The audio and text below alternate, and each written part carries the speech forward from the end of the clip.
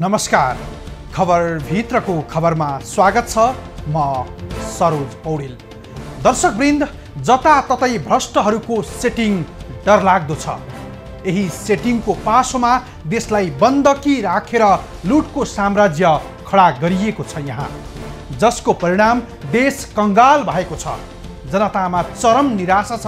सङ्गठित रूपमा विस्तार भएको यो भयानक र अत्यन्तै बलियो जालो सिंहदरबारदेखि गाउँसम्म पुगेको छ। भ्रष्टाचार, मानव तस्करी र सङ्गठित अपराधको जालो यति बलियो छ कि जसलाई तोड्न सहज पक्कै छैन। यही लुटको जालोकै बीचमा नक्कली शरणार्थी प्रकरणको मानव तस्करी तथा सङ्गठित अपराधको एउटा कुकर्म बाहिरियो। यही कुकर्मले पूर्व उपप्रधानमन्त्रीदेखि उच्च सरकारी अधिकारीहरू तानिए भने अरू पनि कानुनी कठघरामा कसरी तानिँदैछन् त्यो देखाउने छौँ आजको खबरभित्रको खबरमा। देश आज भ्रष्टाचार, मानव तस्करी, ठगी र लुटपाट जस्ता अपराधको कुकर्मबाट लुटिएको छ, चिथोरिएको छ, बलात्कृत भएको छ।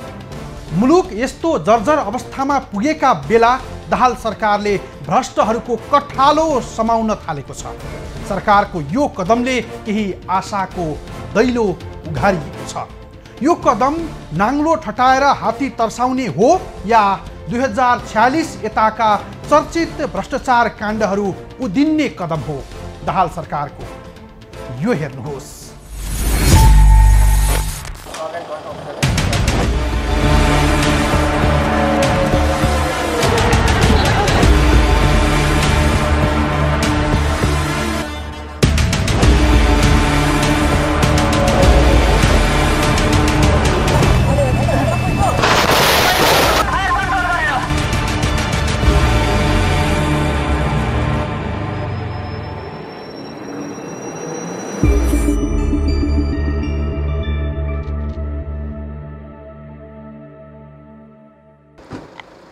दाहाल सरकारको एक्सन, थिति बसाउन कि विरोधी तर्साउन?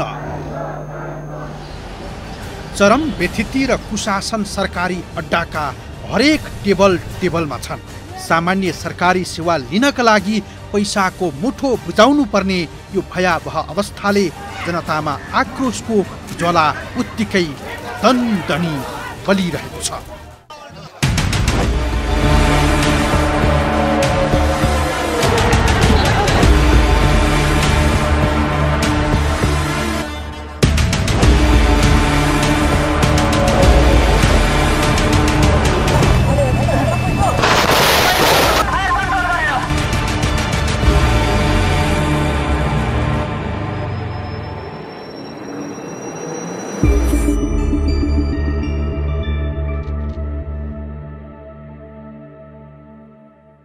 जनताले हाड छाला घोड्दा पनि पेटभरि खान र एकसरो लगाउनैबाट विमुख छन्।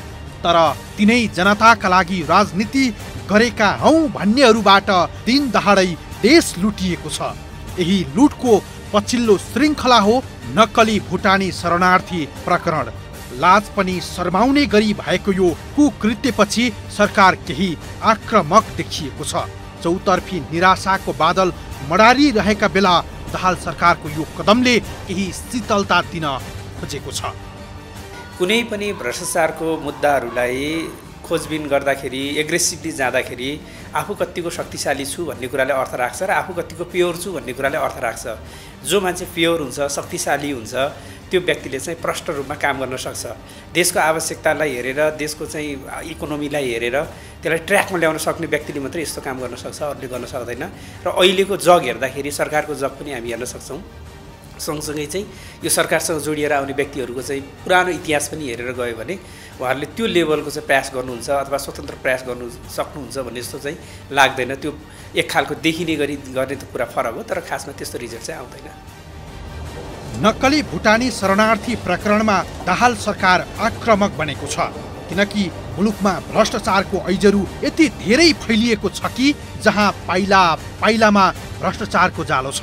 देश लुट्नका लागि सुनियोजित योजना छ। देशै कंगाल बनाउने गरी झाङ्गिएको यो नियोजित कुकर्मले जनता र देश लुटिँदै आएको छ।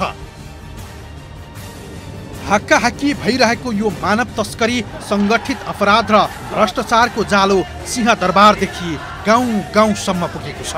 यो जालो त्यत्तिकै तोडिने वाला पनि छैन, किनकि त्यो सङ्गठित रूपमा फैलिएको छ। तलदेखि माथिसम्म सेटिङ मिलाइएको छ, जुन सेटिङ भत्काउन मै हुँ भन्ने शासकका लागि पनि फलामको चिउरा चपाउनु सरह नै छ। त्यो सेटिङ भत्काउन दाहाल सरकार कति दर्बिलो छ त्यो आगामी दिनमा खुल्दै जाला। तर मुख्य प्रश्न उनी माथि लागेको लडाकु शिविरको घोटाला प्रकरण पनि उत्तिकै जिउँदो छ।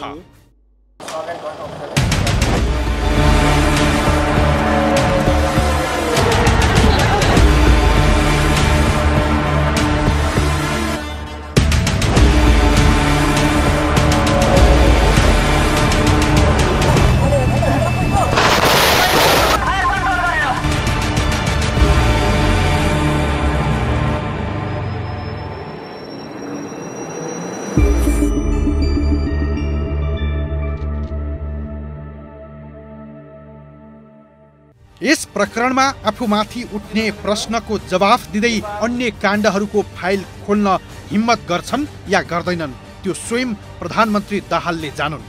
यति मात्रै होइन, सत्ता गठबन्धनका नेता हुन् या विपक्षी नेताहरूको नाम पनि विभिन्न घोटाला प्रकरणमा मुछिएको छ।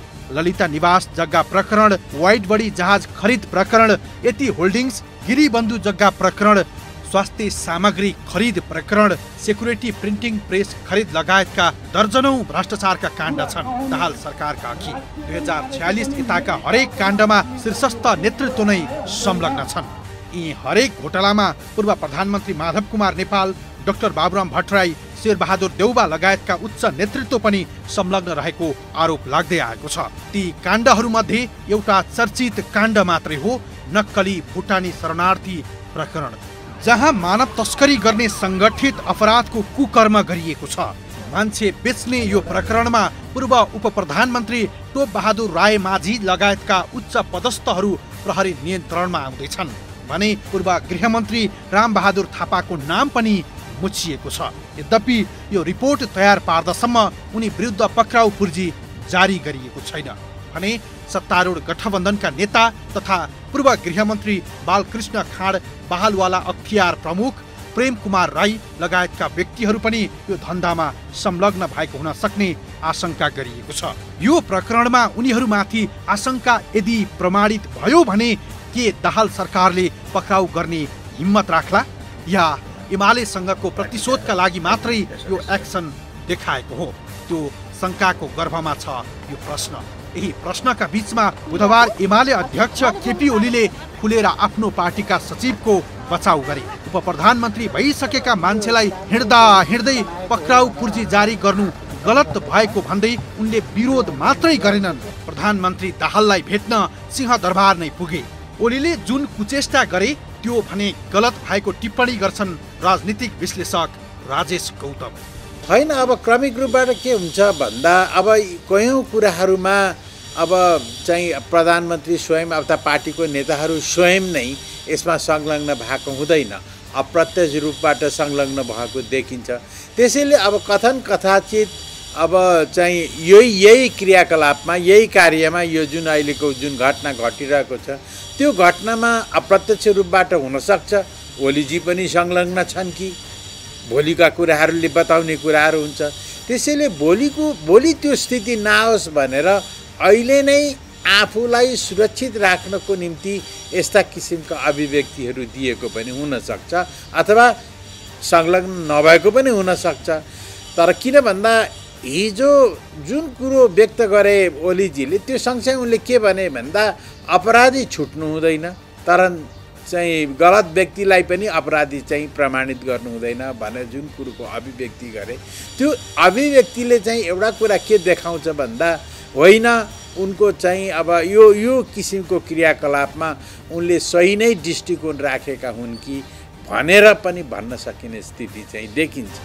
चर्चित नक्कली भुटानी शरणार्थी प्रकरणले ठुलै भूकम्प गएको छ। मूलधारका राजनीतिक दलभित्र जहाँ लहरो तान्दा पहरो खस्यो भने झैँ एकपछि अर्को नेता तथा उच्च पदस्थ कर्मचारी तानिँदै गएका छन्। यस प्रकरणमा दाहाल सरकार आक्रामक बनेको छ। सरकारको त्यो कदमको सबैले स्वागत गरिरहेका छन्। यद्यपि सरकारको कदम नाङ्लो ठटाएर हात्ती तर्साउने नियत होइन भने भ्रष्टाचारको पर्दा अझै खुल्दै जाने पक्का छ।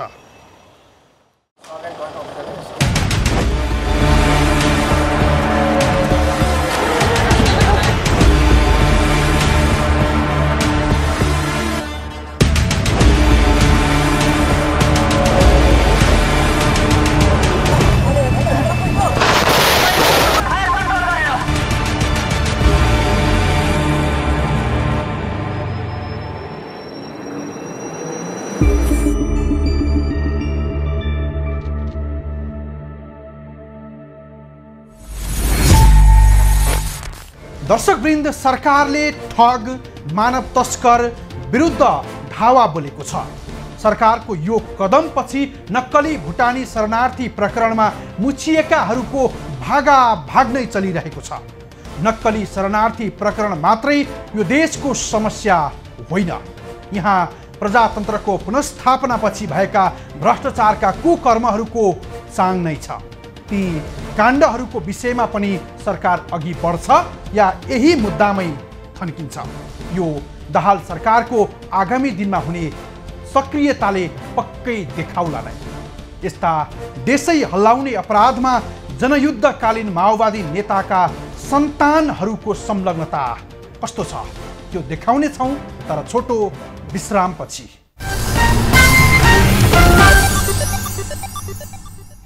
दर्शकवृन्द, शान्ति प्रक्रिया यता धेरै पटक सत्तामा पुग्यो माओवादी भित्रका चल्तीका नेताहरू सत्तामा धेरै पटक दोहोरिए।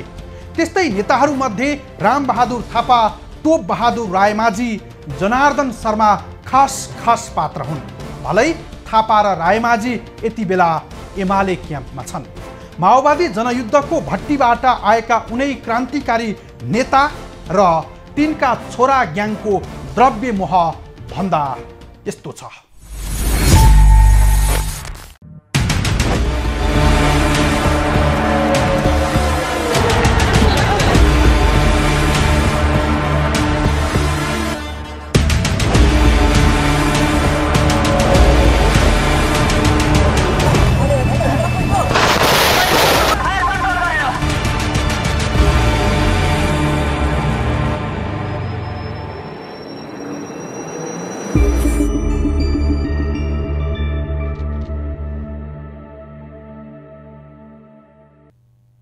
छोरा ग्याङको द्रव्य मोह, बाउको आडमा सत्ता लुट। जस्तो बिउ उस्तै फल भने जस्तै बाउको द्रव्य धन्दामा छोरा छोरीहरूको पनि उस्तै छ मेलोमेसो। बाउ मन्त्री हुँदा छोरा छोरीलाई निजी सचिवालयको जिम्मा दिने र यही सचिवालयको आवरणमा नै द्रव्य बटुल्ने थलो बनाउने गर्दै आएका थिए उनीहरूले। त्यसको एउटा काफी उदाहरण हो नक्कली भुटानी शरणार्थी बनाएर अमेरिका लैजाने गिरोहको अवैध धन्दा। यही अवैध धन्दालाई गृह मन्त्रालयमै बसेर चलाएका थिए पूर्व गृहमन्त्री रामबहादुर थापाका छोरा प्रतीक थापाले। कसरी चलाउँथे प्रतीकले धन्दा? एमाले उपाध्यक्ष तथा पूर्व गृहमन्त्री रामबहादुर थापा जब गृहमन्त्री भए तबदेखि उनका छोराको सक्रियता एकाएक बढ्यो। मन्त्रीको निजी सचिवालयको ब्यानरमा उनी अवैध धन्दा चलाउँथे। त्यसका लागि उनी प्राय गृह मन्त्रालयमै हुन्थे। मन्त्रालयमा उनले आफ्नै सचिवालय टिम बनाएका थिए जसले उनका लागि काम गर्थ्यो। भेटघाटका लागि बोलाएकाहरूलाई भेट्न उनी गृह मन्त्रालयकै भेटघाट कक्षमा भेट्थे।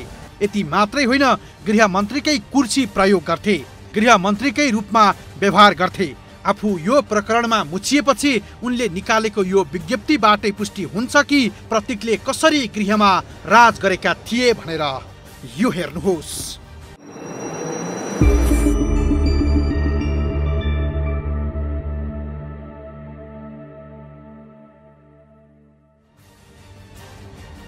तर थापा छोरालाई उति रुचाउँदैन थिए। छोराको गतिविधिबारे जानकारहरूका अनुसार थापा मन्त्रालयमा नभएको मौका पारेर उनी सक्रिय हुन्थे।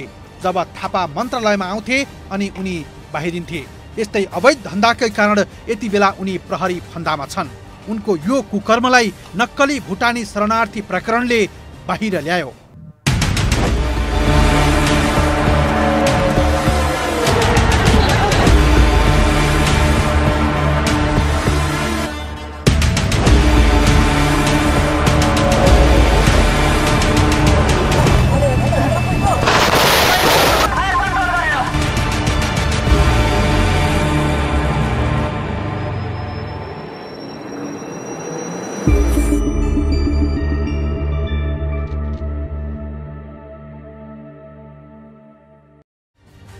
दिपेश पुनको धन्दा कसरी चल्छ?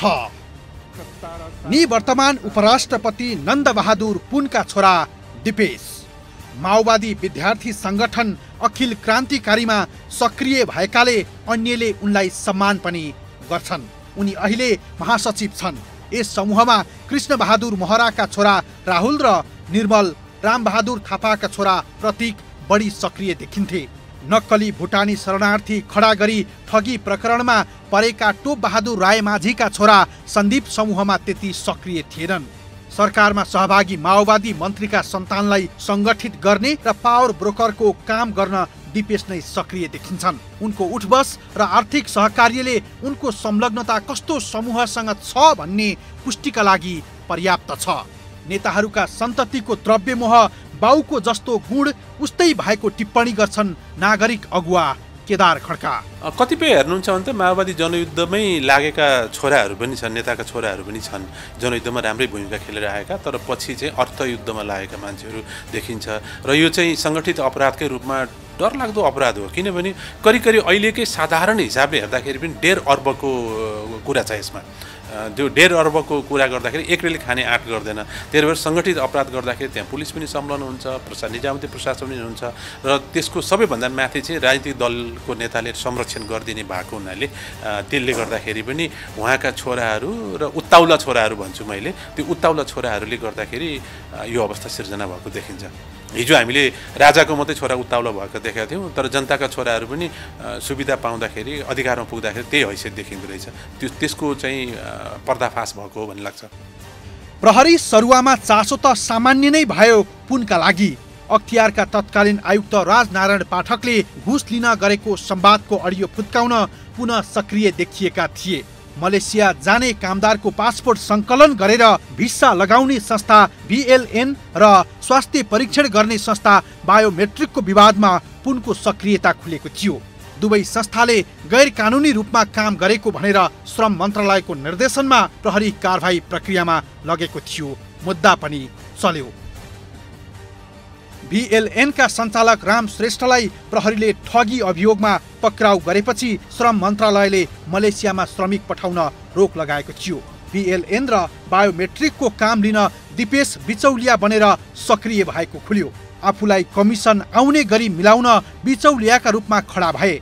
मलेसिया गएर सरकारी अधिकारीहरूसँग दिपेशले छलफल मात्रै गरेनन्, मलेसियाका श्रम बजारका दलाल अनिफलाई नेपाल ल्याएर भेटघाट गराएका थिए। नक्कली शरणार्थीमा पनि दिपेश जोडिएलान्। नक्कली भुटानी शरणार्थी बनाएर अमेरिका पठाउने भन्दै ठगी गरेको घटनामा प्रतीक विरुद्ध पक्राउ पूर्जी जारी भइसक्यो। यसमा तत्कालीन गृहमन्त्री रामबहादुर थापा बादलका सुरक्षा सल्लाहकार इन्द्रजित राई पक्राउ नै परिसकेका छन् भने उनका छोरा अहिले फरार रहेका छन्। बालकृष्ण खाँड गृहमन्त्री हुँदा गृह सचिव भएका टेक नारायण पाण्डे पनि पक्राउ परेका छन्। टोप बहादुर र उनका छोरा सन्दीप पनि यसमा जोडिसकेका छन्। सन्दीप पक्राउ नै परिसके। टोप बहादुर आधिकारिक रूपमा प्रहरी नियन्त्रणमा आइसकेका छैनन्, यो रिपोर्ट तयार पार्दासम्म। यो प्रकरणमा प्रतीक थापा बाहेक दिपेश लगायतका उनका समूहका अन्य सदस्यबारे सूचना प्रहरीसँग छ, तर पक्राउ पूर्जी नै जारी गराउन सक्ने प्रमाण फेला नपरेको प्रहरीको भनाइ छ। यो हामी जुनसुकै पनि इस्युहरू अथवा प्रहरीसँग ठोकिने अपराधी क्रियाकलापहरूलाई हामी सिरियसली लाग्छौँ नै। त्यो मध्येको यो पनि हो। यो विशेष गरी अब एक हिसाबले हेर्ने हो भने मान्छेलाई बेच्ने नै हो भनौँ न। यसलाई चाहिँ अब ठगी पैसाको कारोबार भएको भएर ठगी र सङ्गठित अपराधमा मुद्दा दर्ता भएको अवस्था चाहिँ हो। र यसमा चाहिँ अब 20वटा जति उजुरी परेका छन् परिसरमा, 20वटा उजुरी, र त्यसमा 125 जना जति जाहेरवाला छन्। जाहेरवाला चाहिँ 125 छन्। यी विभिन्न ठाउँका छन्, रुकुमदेखि पूर्व अब झापा, मोरङ, सुनसरी, रुकुमका छन् होइन। त्यसपछि दाङका छन्, अब अझ कास्कीको पनि छन् पीडितहरू। त्यो किसिमको उजुरी परेको छ। त्यो मध्ये चाहिँ अब किटानी जाहेरी, पहिला प्रतिवादीको हिसाबमा किटानी जाहेरी भनेर 12 जनाको नाममा किटानी जाहेरी आएको देखिन्छ। र पछि अरू चाहिँ जति पनि जोडिन आएका छन् त्यो खुल्दै आएका प्रमाण भेटिने र अनि त्यो व्यक्ति नियन्त्रणमा लिएपछि खुल्दै आएका चाहिँ आधारमा चाहिँ अगाडि बढ्ने प्रक्रिया भयो। यो अनुसन्धान यद्यपि अनुसन्धान जारी छ, अझै कम्प्लिट भएको अवस्था छैन। अहिलेसम्म चाहिँ हामीले 8 जना। इन्द्रजित र प्रतीकबारे पहिला पक्राउ परेकाहरूको बयानबाट खुलेको हो। प्रतीक र सन्दीपको बयानबाट थप व्यक्तिहरू खुल्न सक्छन्। अहिलेसम्म पक्राउ परेकाहरूको पहिलो आधार भुटानी शरणार्थीको रूपमा अमेरिका पठाउने भन्दै पैसा लिने समूहका सदस्य हुन्। गृहको अनुसूचीमा 875 जना नक्कली शरणार्थीको नाम थप्न संलग्न रहेको आरोपमा केशव दुलाल, सानु भण्डारी, टङ्क गुरुङ, सन्देश शर्मा पोखरेल र सागर थुलुङ राई पक्राउ परे। उनीहरूको बयान र आर्थिक लेनदेन भएको प्रमाणको आधारमा राई र पाण्डे पक्राउ परेका हुन्। जो विरुद्ध पक्राउ आदेश जारी भयो उनीहरूसँग गहिरो आर्थिक कारोबार भएको प्रमाणका आधारमा आदेश जारी भएको हो। छानबिनमा अख्तियार दुरुपयोग अनुसन्धान आयोगका प्रमुख आयुक्त प्रेम कुमार राईको नाम समेत खोलिएको छ। खोलिएका नाम त धेरै छन्, तर प्रमाण नखुली पोलकै आधारमा पक्राउ गर्न सम्भव हुन्न।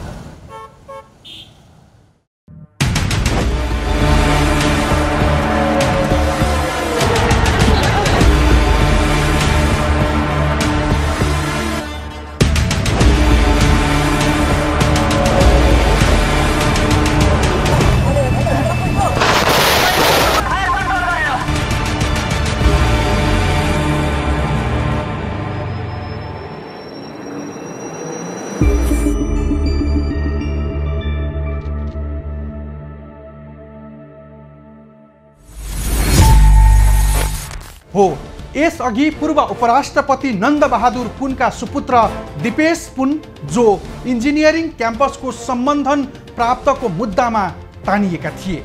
तत्कालीन अख्तियारका आयुक्त राजनारायण पाठकसँग 78 लाख डिल गरेको प्रकरण बाहिरिएको थियो। यद्यपि यस प्रकरणमा उनी जोगिँदै आएका छन् अहिलेसम्म पनि।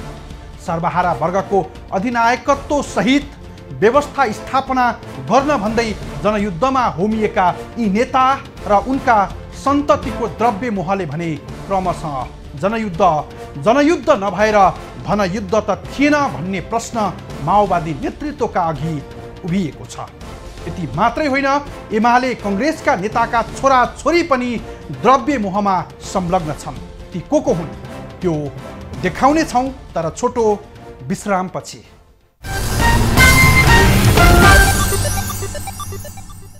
दर्शकवृन्द, सर्वहारा वर्गको अधिनायकत्व सहितका सत्ता स्थापनार्थ चलाइएको थियो माओवादी जनयुद्ध। संसदीय व्यवस्थाको समूल अन्त्य गरी जनवादी राज्य सत्ता सञ्चालन गर्न भन्दै माओवादी नेतृत्वमा 2052 सालदेखि 10 वर्ष जनयुद्ध चल्यो, जहाँ हजारौं मानिसको ज्यान गयो, अरबौंको भौतिक क्षति भयो। त्यसको परिणाम देशमा गणतन्त्रता आयो, तर यही गणतन्त्रको छाता ओढेर माओवादी भित्र द्रव्य आर्जनको धन्दा अचम्मै गरी बौलायो। कङ्ग्रेस एमालेलाई गाली गर्दै युद्ध छेडेको माओवादीले उनैलाई उछिन्दै आयो। कङ्ग्रेस एमालेसँग गोत्र मिलाएर देश लुट्नमा अघि सर्यो, जहाँ एमाले कङ्ग्रेसका हाई प्रोफाइलका सन्तति हुन् या श्रीमतीले पनि उस्तै गरी सत्ता र शक्तिको दुरुपयोग गरे। यो करुवा सरुवा हरुवा पार्टीहरूलाई भोट नहाल्नुस्।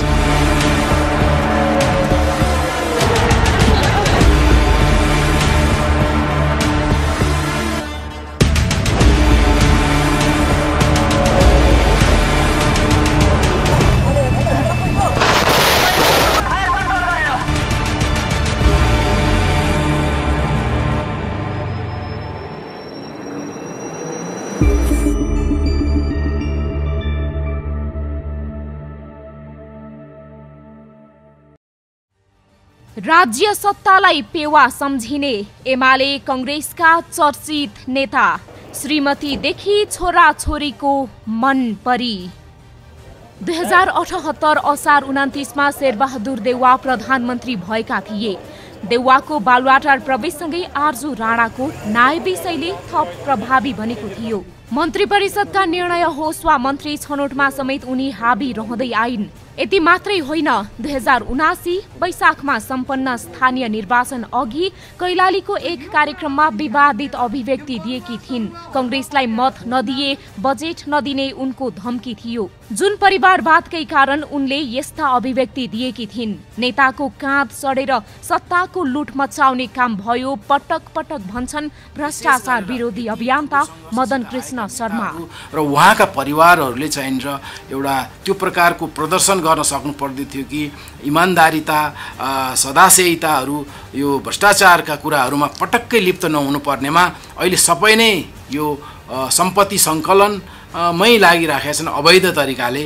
यो चाहिँ छर्लङ्ग देखिएको छ, किनभने उहाँहरूको पहिलाको लिभिङ स्ट्यान्डर्ड कस्तो थियो, अहिले लिभिङ स्ट्यान्डर्ड कस्तो छ। के एउटा मन्त्रीको पदको जागिरले अथवा के कुनै कमिटीमा अथवा कुनै आयोगमा अथवा कतै न कतै संलग्न भएको आधारमा के त्यो अहिलेको उहाँहरूको जीवनशैली सम्भव छ त? छैन, पटक्कै छैन।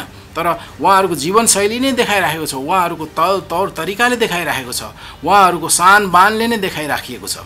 त्यस कारणले गर्दा यो भ्रष्टाचारकै यो चरम सीमा चाहिँ र परिवारबाट र नेताहरूको परिवारबाट नै यो अझ ठुलो रूपमा भित्र जालो रहेछ भन्ने कुरा पहिला अलिअलि सुनिन्थ्यो, अब त ठ्याक्क देखिएर प्रमाणितै हुन थालिएको छ।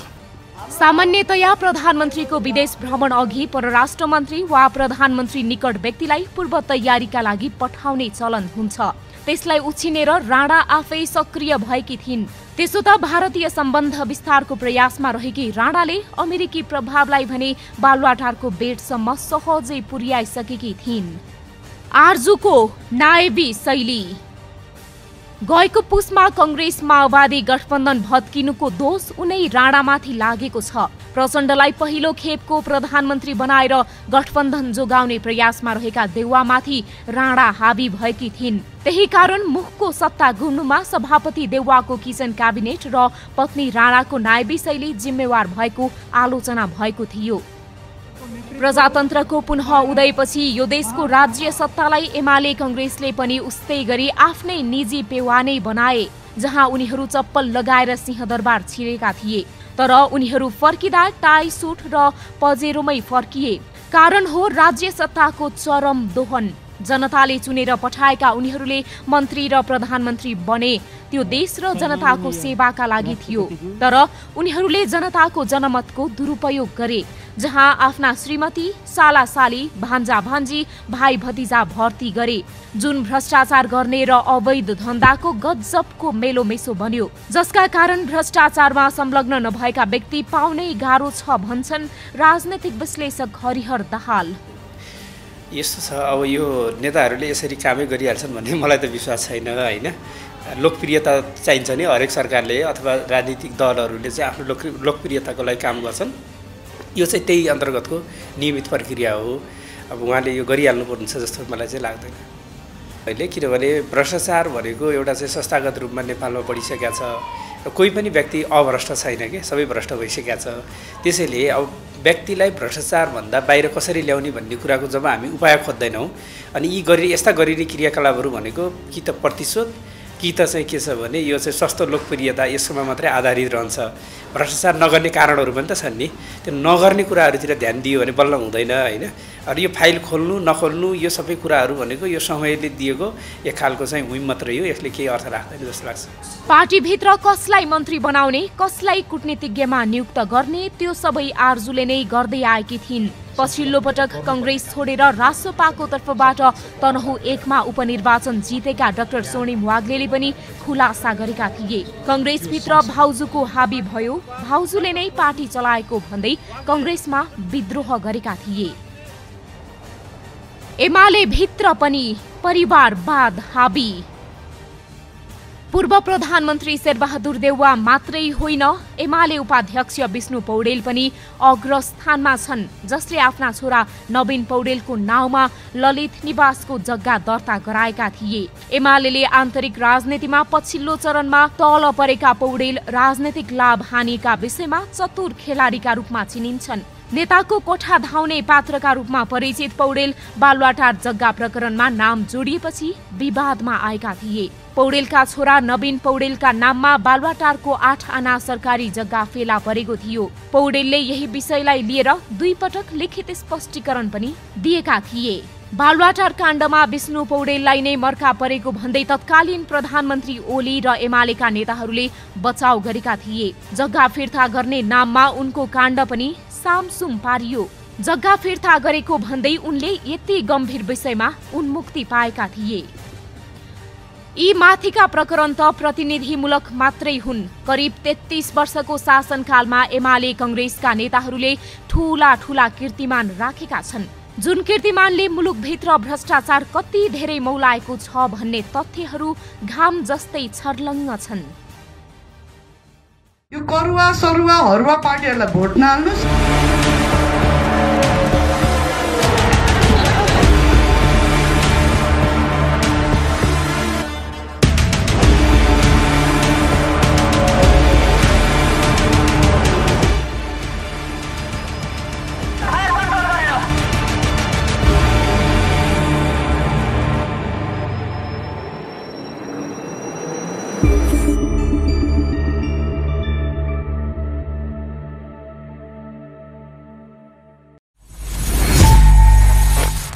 दर्शकवृन्द, प्रजातन्त्रका लागि सङ्घर्ष गरेका भनिएका नेताले सत्तामा आफ्नै नातापाता भर्ती गरे।